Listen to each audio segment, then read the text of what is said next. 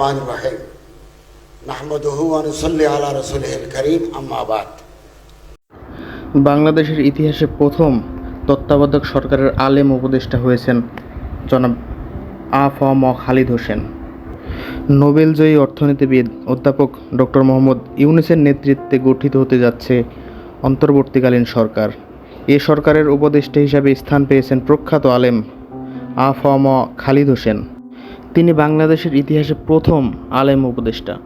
আজকের ভিডিওতে চলুন দেখে নেওয়া যাক তার বর্ণাঢ্য জীবন।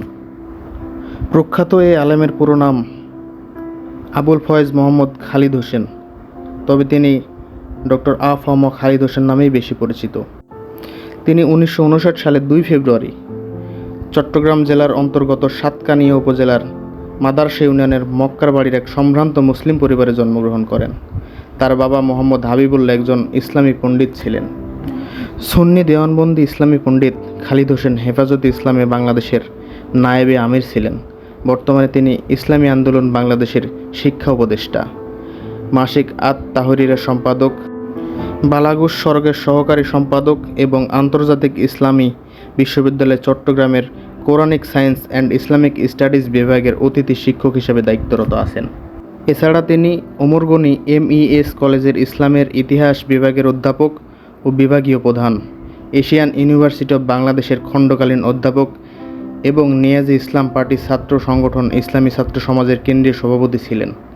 বিশ্ব মুসলিম লীগের মুখপাত্র the world Muslim League journal সহ বিভিন্ন সাময়িকীতে তার 2 শতাধিক গবেষণাধর্মী প্রবন্ধ প্রকাশিত হয়েছে।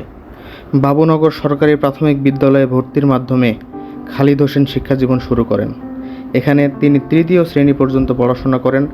1969 থেকে 1971 সাল পর্যন্ত আল জামিয়া আল ইসলামিয়া পটিয়ায় লেখাপড়া করেন। 1971 সালে সাতকানিয়া আলিয়া মাহমুদুল উলুম মাদ্রাসা থেকে প্রথম বিভাগে আলিম ও 1973 সালে ফাজিল পাশ করেন। 1973 থেকে 1975 সাল পর্যন্ত চট্টগ্রাম চন্দনপুরা দারুম উলুমে হাদিস অধ্যয়ন করেন। 1975 সালে বাংলাদেশ মাদ্রাসা শিক্ষা বোর্ড থেকে কামিল পরীক্ষায় উত্তীর্ণ হন। 1982 সালে তিনি চট্টগ্রাম বিশ্ববিদ্যালয়ে ইসলামের ইতিহাস ও সংস্কৃতি বিভাগ থেকে বিএ ও 1983 সালে একই বিষয়ে এমএ পাশ করেন।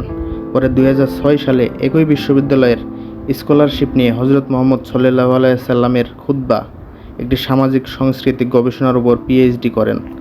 জনাব আ.ফ.ম. খালিদ হোসেন তার কর্মজীবন শুরু করেন 1987 সালের সাতকানিয়া আলিয়া মাহমুদুল উলুম ফাজিল মাদ্রাসায় আরবি ভাষা ও সাহিত্যের প্রভাষক হিসাবে। 1992 সাল থেকে 2019 সালের জানুয়ারি পর্যন্ত চট্টগ্রাম ওমরগনি এমইএস কলেজে ইসলামের ইতিহাস ও সংস্কৃতি বিভাগের অধ্যাপক ও বিভাগীয় প্রধান হিসেবে নিয়োজিত ছিলেন তিনি।